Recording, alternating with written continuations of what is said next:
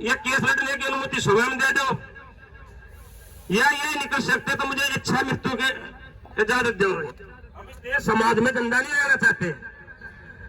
कच्ची आत्मा भूल भटक के धरती पाके कुछ करना चाहते हैं, बस यह भूल हो रही है। इस देश की मानता को समझ गए, देश के सच्चे इतिहास को समझ गए और इस देश के लिए उन बलिदानी आत्माओं को समझ गए कि क्यों बलिदान दिया था। दो चीजों के लिए बलिदान दे रखा है, भारत देश और सनातन संस्कृति के लिए। उन दोनों चीजों के लिए कर्जा लोन इस देश में जो रह रहा है, किसी भी संप्रदाय का हो, किसी भी समाज का हो, किसी भी क्षेत्र का हो, किसी भी भाषा का फर्क नहीं पड़ता, लेकिन लोन कर्जा सबके ऊपर है। यह हमारी अंतरात्मा का मानना नहीं मानना है, ये दूसरा विषय है, लेकिन ये सत्य है। तो उस समय $1 $1 लगभग बराबर थे और आज की तारीख में $1 में ₹80 से ऊपर तक पहुंच चुका है। ये देश की बर्बादी का कारण क्या था और इस देश की बर्बादी को निकालने के लिए कैसे स्वदेशी एक बहुत बड़ा आंदोलन हो सकता है, इस बात को भाई राजू जी ने हमें बहुत अच्छे तरीके से समझाया। आप लोगों ने देखा कि 2009-2010 के अंदर एक तथाकथित महामारी आई थी, इसका नाम था स्वाइन फ्लू, और भाई राजू जी ने उस स्वाइन फ्लू का विरोध किया था। जहां पर भी ये स्वाइन फ्लू की बात चली थी, खासतौर से महाराष्ट्र के अंदर, मुंबई के अंदर, पुणे के अंदर। और अभी आप लोगों ने देखा ये पिछले 3 साल से एक नाटक चला आ रहा है कोरोना पैंडेमिक का। ये कोरोना पैंडेमिक बिल्कुल झूठा था, नकली था, षड्यंत्र था। इस दौरान हमने पूरा विरोध किया और देश की जनता को जगाया। ये पूरी जो हमें जानकारी मिली, कहीं न कहीं इसके अंदर भाई राजू जी का हाथ हमारे साथ था। उनकी वजह से हम भी जागृत हुए हैं और आज हम चाहते हैं कि उनकी वजह से जो लाखों लोग जो जागृत हो रहे हैं, वो देश के अंदर भविष्य में आने वाली किसी भी नकली पैंडेमिक का विरोध वो लोग पक्का करेंगे। तो हम समझ सकते हैं भाई राजू जी तमाम काम करने के बाद में जिस प्रकार से वो सामाजिक काम कर रहे थे, उसके साथ साथ उन लोगों ने एक राजनीतिक विकल्प की बात भी की थी। उन्होंने कहा था कि देश की समस्या के समाधान के लिए अब हमें एक राजनीतिक विकल्प की आवश्यकता है। उस समय भारत संविधान ट्रस्ट बनाया गया था और मेरी उसका एक सदस्यता 2009 के अंदर, लेकिन हमारे घटना 2010 को हुई जब राजू भाई नहीं रहे और एक अफवाह बना दी गई राजू भाई को हार्ट अटैक हो। जब खुद एक इतने बड़े आयुर्वेद के ज्ञाता थे और आयुर्वेद के हिसाब से अपना जीवन यापन करते थे, उनके लिए इस प्रकार से अफवाह बनाई गई कि तो उनको हार्ट अटैक हुआ। तो इन चीजों को लेकर के हमारी जो आज खास तौर से सरकार से कुछ मांगे हैं, जो मैं आप लोगों के सामने रखना चाहूंगा। एक मांग तो ये कि भाई राजू दीक्षित जी को भारत रत्न दिया जाए। तो जिस मांग से आप लोग सहमत हो, आप लोग सहमति देते रहिए। हम चाहते हैं ऐसा क्रांतिकारी भारत में आजादी के बाद में पहला पैदा हुआ है, उस व्यक्ति को भारत रत्न दिया जाए। नंबर 2, भाई राजू जी की जो हत्या हुई है, भाई राजीव जी की जो हत्या हुई है, इस हत्या की सीबीआई जांच होनी चाहिए। योगी साहब, भाई राजीव जी की जो हत्या हुई है उसकी सीबीआई जांच होनी चाहिए और जो भी व्यक्ति है, चाहे कितना ही बड़ा व्यक्ति हो, उसको सजा मिले। आप लोग सहमत है? बिल्कुल सहमत है। चाहेंगे? बिल्कुल लेंगे। तो एक बार सब लोग खड़े होकर के शपथ ले सकते हैं, या कोई अगर नहीं खड़े हो सकते हैं। सब जवान है भाई साहब, अपना अपना नाम लेके मैं डॉक्टर तरुण कोठारी त्रिवेणी प्रसाद त्रिपाठी शपथ लेता हूँ कि जब तक जीवित हूँ तब तक स्वदेशी विचारधारा को बढ़ाने के लिए निरंतर प्रतिदिन कार्य करता रहूंगा। चिकित्सालय में चिकित्सा स्वदेशी हो, न्यायालय में न्याय व्यवस्था स्वदेशी हो, शिक्षालय में हमारी शिक्षा स्वदेशी हो, और तब हम मान लेंगे कि हमें पूर्ण समृद्धता मिली है और हमारी मातृभूमि के साथ संपूर्ण सम्मान पूर्वक न्याय हुआ है। इसी के लिए संघर्षशील कर रहे थे राजू दीक्षित जी, और इसी के लिए संघर्ष कर रहे हैं हम। उनके अनुयायी, उनके भक्त, इस भारत भूमि के उत्तर बेटे भक्त, और इसके हम चाहते हैं ये जीवन भी खपे, अगला जन्म जीवन हो, लेकिन इसकी सेवा में रहे। और जब तक ये भ्रष्टाचार मुक्त नहीं हो जाती, गद्दार भारत में मुक्त नहीं हो जाते, जब तक हमें स्वदेशी अपनी पहचान, अपनी शान, अपने स्वाभिमान की रक्षा नहीं हो जाती, हमारे भारत भूमि के शिक्षा संस्कारों की, वैदिक कुल की जो जब तक रक्षा और सुरक्षा नहीं हो जाती, डंका नहीं बज जाता जब तक हम रास्ते पर चलते रहेंगे। बहुत बहुत धन्यवाद। समाज कहाँ है? समाज की बात कोई सुनी नहीं जाती। अब देखिए यहाँ जंतर मंतर पर रोज कोई न कोई धरना चल रहा है, कौन सुनता? कोई नहीं सुनता। हमारे इन्होंने 4 बार यहाँ अनशन किया, सुबह 10 बजे से लेकर 5 बजे तक। इन्होंने अपने सरकार को आवेदन दिया, उस पर 1% किसी ने सुना तक नहीं। समाज आता है और मेमोरेंडम लेता है और चला जाता है। तो क्या लोकतंत्र है? जबकि विदेशों में, जर्मन में एक कानून है कि अगर 50,000 लोग हस्ताक्षर करके कोई भी निवेदन करते हैं तो वो कानून बन जाता है। यहाँ तो लाखों करोड़ों लोग हस्ताक्षर जाते हैं, कोई नहीं पूछता। तो क्या लोकतंत्र है? इसलिए हमें इस वर्तमान व्यवस्था को पूर्ण रूप से बदलना है, और बदलने के लिए हमें क्या करना पड़ेगा, तब करना पड़ेगा। देखिए, मैं जो प्रयास कर रहा हूँ, मैंने कोशिश करी है कि सारी पार्टियों को इकट्ठा किया जाए, और हमने 4-5 बार इसकी बैठकें भी की, परंतु अहंकार इतना प्रबल है, व्यक्ति का अहंकार, पार्टी का अहंकार, मेरी चलनी चाहिए, इससे देश का, समाज का भला नहीं होगा।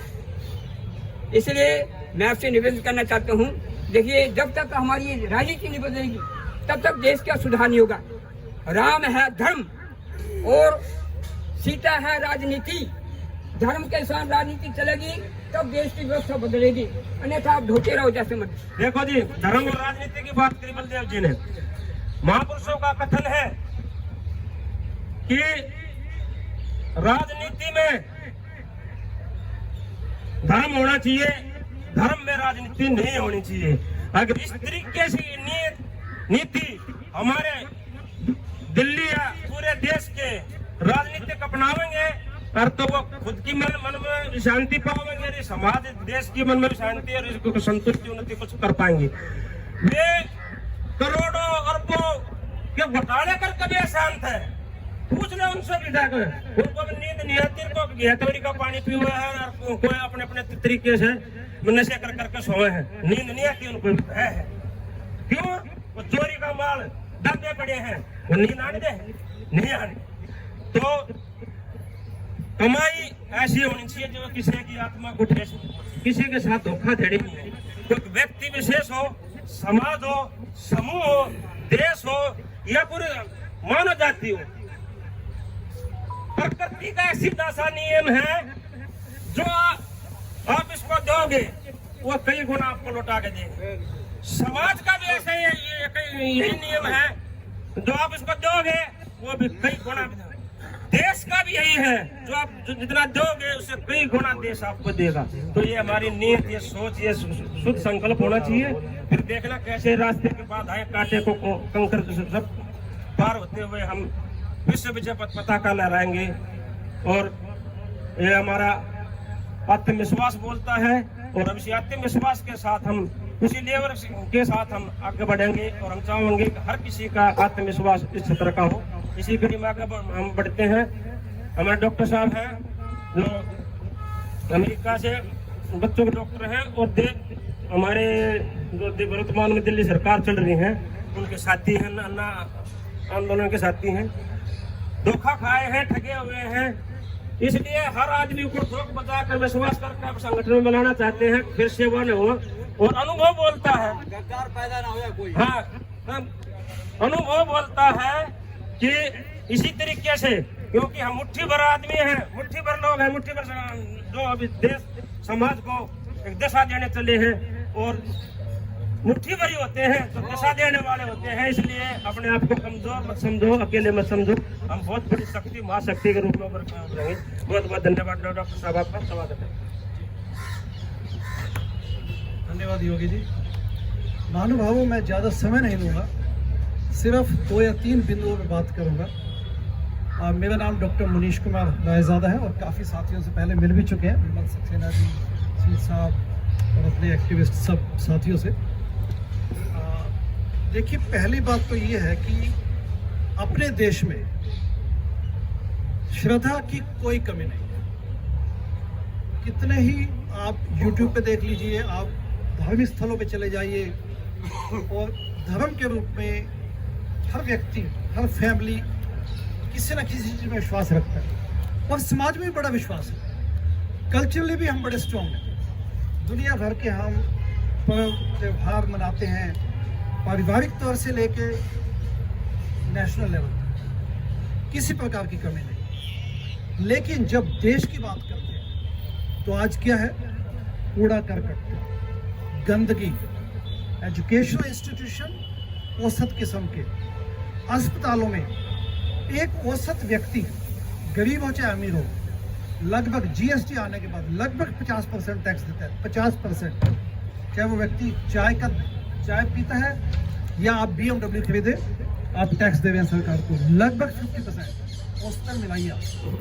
सरकार के पास कोई पैसों की कमी नहीं है, लेकिन आपकी सड़कें टूटी हुई हैं, अस्पतालों में आपको सेवा मिलती नहीं है, टैक्स लिए जा रहे हैं लेकिन अस्पतालों में आपको सेवाएं नहीं। जाएंगे तो सड़ी गली व्यवस्था मिलेगी आपको, वहाँ पे आप इलाज नहीं करवा सकते।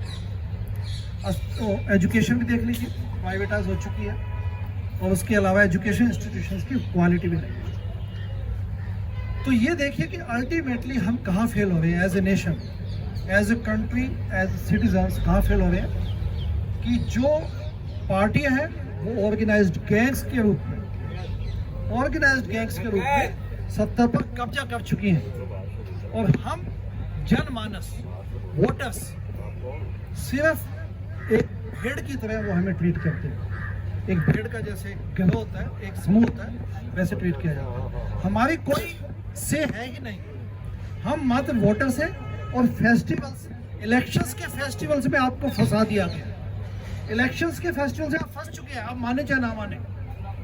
ध्यान से देखिएगा, आपको 5 साल की साइकिल में रिवॉल्विंग डोर डेमोक्रेसी आई है। वो आते हैं, 5 साल बाद आप थक मान के दूसरी पार्टी को दे देते हैं मौका कि चलो शायद इक्वली करप्ट पॉलिटिकल पार्टी, शायद वो आपको कुछ रिलीफ देगी। रिवॉल्विंग डोर डेमोक्रेसी में आप फंसे हुए, और इलेक्शंस के माहौल में आपको फंसा दिया जाता है। कहना क्या चाहता हूँ, जो रिफॉर्म्स चाहिए, आपके 75 साल की पुरानी डेमोक्रेसी को अपग्रेड करने की आवश्यकता है। हैंडसेट होता है आपके फ़ोन का आपका हैंडसेट होता है। आप 2-3 साल बाद, 4 साल बाद ठीक चलते हुए भी आपको लगता नहीं यार इसको अपग्रेड कर। फ़ोन की क्वालिटी वो बात नहीं है जो मज़ा नहीं है जो पहले होना चाहिए था। आपने 25,000 का हैंडसेट लिया होगा तो भी आपको लगता नहीं there is a need to upgrade it, आपको अपग्रेड कर। तो आपकी डेमोक्रेसी अपग्रेड करने की आवश्यकता क्यों नहीं महसूस होती? जब तक इलेक्टोरल रिफॉर्म्स नहीं होंगे देश में, तब तक राजीव दीक्षित जी की जो सोच थी और सपना कभी पूरा नहीं। हम ऐसी जागरूकता ले आना चाहते हैं, ऐसी क्रांति लाना चाहते हैं, केजरीवाल का घमंड भी तोड़ना चाहते हैं, उसका रिकॉर्ड भी तोड़ना चाहते हैं। पर केजरीवाल खुद ही कह रहे हैं कि हमें राजनीति करना नहीं आती, और तमाम वही जनता कहती है कि राजनीति बिल्कुल भी नहीं करते। वो आम आदमी है, वो आम जनता से जुड़े हुए हैं। 24 घंटे में ना कहीं एक बार माता सरस्वती जुबान पा जाती, सच्चाई थी। वो कहता है राजनीति करने नहीं आती, वो बिल्कुल ठीक कह रहा है। नेता उसको बोलते हैं तो खुद भी तर जाए, जनता को भी तरा दे। वो ऐसा मूर्ख और धूर्त है, वो खुद भी डूबेगा, जनता को भी डूबेगा। वो एक्सीडेंटली सीएम है, राजनीति का उसका मतलब कोई दूर दूर तक को गुण नहीं है, गुणों से भरा हुआ है। और विदेशी जो देशद्रोही ताकतें हैं उनके हाथों की कठपुतली है। ये कोल्लू में से पीस देगा दिल्ली की जनता में से, और उसमें 50 उसको खड़ा होगा, ये राजनीति करेगा।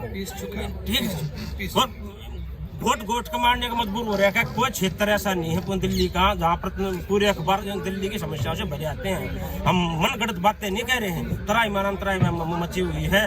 अगर आज राजनीति नहीं सुधारी ना, और तो वो हाल हो जाएगा जो दिल्ली की धरती के। अगर आप लोग को मौका मिलता है, सीट मिल जाती मान लीजिए, तो क्या आप लोग बदलाव करेंगे? हम 100 के 100 ऐसा बदलाव करेंगे। या शिक्षा का क्षेत्र हो, चिकित्सा का क्षेत्र हो, हर डिपार्टमेंट में भाग में जो हमारे पास शक्ति सामर्थ्य होगा, हम उसमें 100% संपूर्ण निष्ठा भाव से कार्य करेंगे। वो करके दिखाओगे जो दिल्ली की जनता या आम मतदाता या नागरिक सपने में भी नहीं सोच सकता, क्योंकि वो बहुत उच्च क्वालिटी का अधिकारी है। उसको भिखारी बना दिया गया है इन बसों की टिकटों के लिए, बिजली पानी की 200 यूनिटों के लिए। हम इन वोट बैंक को भी तोड़ेंगे, और जो वोट बैंक घर से नहीं निकलती। अगर भाई हम ये राजनीति को बेकार समझ लिया, उसको निकालेंगे। इसके लिए 70 विधानसभा में या क्या ये हम कैसे बुला के राजनीतिक से बुलाएंगे? ये हमारे जादूगर हैं और ये जादू दिखाएंगे।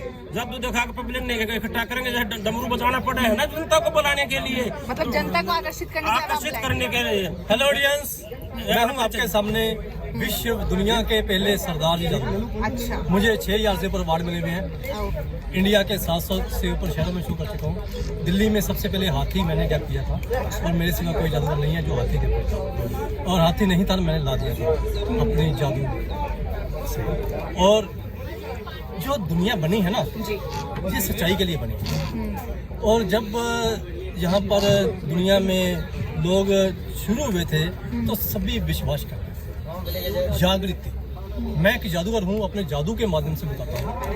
जादू का मतलब है जागृत। हर इंसान उतना बड़ा जादूगर है अपने क्षेत्र में, सभी जादूगर हैं अपने अपने क्षेत्र में, तो उतना बड़ा जादूगर है जितनी उसको जानकारी है। तो मतलब सरकार भी जादू करती है? दुनिया में कोई ऐसा इंसान है जो जादू नहीं करता? क्या राम राज्य में जादू नहीं था? क्या मंदिर बन गया सर? नहीं, वो तो हमारा आदर नहीं है ना। मंदिर तो हमारी आस्था का है, राम का मंदिर नहीं है, हमारी आस्था का मंदिर है। आस्था का, वो हमारी आस्था का राम मंदिर नहीं है, और यहाँ हमारी पर आस्था का मंदिर। मैं एक अपने माध्यम से, योगी जी जो है हमारे मित्र हैं, तो हमारे सभी मित्र हैं यहाँ पर आए हुए हैं, तो हम ये कहना चाहते हैं कि जो सच्चाई है ना, सच्चाई को कभी जुटलाया नहीं जा सकता, और सच्चाई को कभी जुटलाया नहीं जा सकता। इसलिए हर इंसान को अपनी निश्चय और अपनी सच्चाई के ऊपर कर्म करना चाहिए। जो रिश्वतखोरी है सबसे बड़ी चीज है दुनिया में। क्या रिश्वतखोरी आप जानते हैं कि बंद हो गई? अरे अभी राम राज्य बना है, अभी राम राज्य आने वाला है, अभी जागृति आने वाली है, और हम सभी लोग मिलकर साथ दे रहे हैं और मिलकर साथ देंगे। और सभी अच्छे लोगों की जरूरत है जो ये चाहते हैं कि हमारे देश में, हमारी दुनिया में कोई भी ऐसा व्यक्ति ना रहे जो झूठ बोले। कैसे अच्छा सर, एक लास्ट मैसेज दर्शकों को आप देना चाहते हैं आज के कार्यक्रम के माध्यम से? आज का लास्ट मैसेज ये है कि हम 70 विधानसभा में एक 70 कार्यक्रम रखना चाहते हैं, जागरूकता अभियान। उसके लिए हमसे संपर्क करें, चाहे वो हमारे साथी सहयोगी से सपोर्टर के रूप में हो, उम्मीदवार के रूप में हो, हमारे आशीष आशीर्वाद देने के रूप में हो, या हमारा मार्गदर्शन करने के रूप में हो। हम हर वर्ग का, युवा शक्ति का, नारी शक्ति का, वृक्ष शक्ति का और पूरे क्षेत्र का, सभी का हम विचार को मानने वाले हैं कि किसी ना को धनवान को मानने वाले हैं कि किसी को धन ले रहा है, या कोई ना हम किसी की प्रसिद्धि को मानने वाले। विचार किसका श्रेष्ठ है हम उसको मानते हैं, हम विचारों पर चलने वाले हैं। तो 70 हमें एक सब वैचारिक उम्मीदवार चाहिए, और 70 विधानसभा में साथी सब समर्थक चाहिए। हम दिल्ली की सत्ता का तख्ता पलट करने जा रहे हैं, और हमें सपोर्ट करें। अगर हम आपको बचाने आए हैं, फिर बाद में ये ना बोलना कि आपको कोई बचाने नहीं आया। अभी सारी जनता 3 करोड़ के आसपास है, सारी कपटी, कायर, स्वार्थी, मूर्ख है। ऐसा नहीं है। अपने अपनी देशभक्ति का, अपनी मानव भक्ति का, अपनी सभ्यता संस्कृति का परिचय दिया है। हम विश्व देव कुटुंब की भावना से चल रहे हैं, सबका हित करेंगे, सबका भला करेंगे। हर समाज वर्ग जाति समूह हमारा साथ दे, सहयोग करे, हम पे अपना सही आशीर्वाद की कृपा करें, क्योंकि ये वक्त एक दृढ़ निश्चय लेकर, दृढ़ संकल्पित होकर आगे बढ़ने का है। आज हम खामोश रह गए तो आने वाली पीढ़ियां गर्त में हो जाएगी। जिन पीढ़ियों का पेट भरने के लिए, अपना पेट भरने के लिए 24 घंटे जो कमा रहे हैं, वो कमाई दमाई सब बर्बाद हो जाएगी, महाविनाश के गर्त में चले जाएंगे। बहुत बहुत धन्यवाद। ये महामंडलेश्वर जोगी जोगिंदर नाथ माथुर है, ये हमारे भावी मुख्यमंत्री का चेहरा है। आज देश में शुरू से वरिष्ठों का, मैं एक एडवोकेट में हूँ, भारत मानवता संघ का राष्ट्रीय सेक्रेटरी। मेरा कहने का मतलब है जन जन क्रांति, जन जन क्रांति, जनता की सरकार, और जन जन की यही पुकार, अब की बार जनता की सरकार। संविधान में पार्टी नहीं है, पार्टी का नाम लेना सौ हत्या के पाप बराबर है। ईवीएम में चुनाव चिन्ह नहीं होना चाहिए। सिर्फ एक बात बताइए, हाँ, जिस तरह से तमाम लोग ईवीएम पे अब सवाल उठा रहे हैं, हाँ। ईवीएम में घोटाले हो रहे हैं, हाँ। अब लोग अब क्यों जागरूक हुए हैं? तब क्यों नहीं जागरूक हुए थे? तब जब इन्हें वोट देने गए थे वहाँ पे ईवीएम ही दिया था ना। सुनिए, डॉक्टर के पास तब कब जाता है आदमी जब बीमार होता है। आज दर्द इतना बढ़ गया है, चाहे महात्मा गांधी का आंदोलन हो, चाहे जयप्रकाश नारायण का आंदोलन हो, चाहे अन्ना का आंदोलन हो, इस देश के गुलामों दलालों का दारा मानसिकता वाले ने इसको कैप्चर कर लिया। एक बार क्या आप भी आइए। बहुत बहुत धन्यवाद। ये वोट की चोट से 2024 की आजादी की लड़ाई आज 543 आदमियों के लिए हम जो क्रांतिकारी आज इस संदेश के देने के लिए देश को खड़े हुए हैं, इस देश को बचाने के लिए, मानवता को बचाने के लिए और आगे की पीढ़ी को बचाने के लिए, जिसमें हमारा मिशन है। ये तो 33% आरक्षण देना चाहते हैं, हम 50% आरक्षण देना चाहते हैं, मात्र शक्ति भी 50% कर दें। जय हिंद, जय भारत, वंदे मातरम। साथियों, सत्य और न्याय के प्रति पृथ्वी दर्पण न्यूज चैनल में आपका स्वागत है। बड़ी प्रेम पूर्वक और आदर पूर्वक मैं एक बात रखना चाहता हूं आपके समक्ष कि मुझे दिल्ली का सीएम बनने का कोई शौक नहीं है। यदि दिल्ली का कोई योग्य सीएम चेहरा है तो वो प्रस्तुत करो, क्योंकि पीड़ित परेशान दिल्ली वासियों के लिए अब एक योग्य सीएम चेहरा या एक योग्य मुख्यमंत्री होना बहुत जरूरी है। दिल्ली हर क्षेत्र में, हर विभाग में, हर व्यवस्था में चरमराई हुई है। ये बात मैं क्लियर कर रहा हूँ कि मैं साथ देने के लिए, त्याग करने के लिए तैयार हूँ, और यदि कोई योग्य चेहरा नहीं मिला तो जिम्मेदारी निभाने के लिए तैयार हूँ।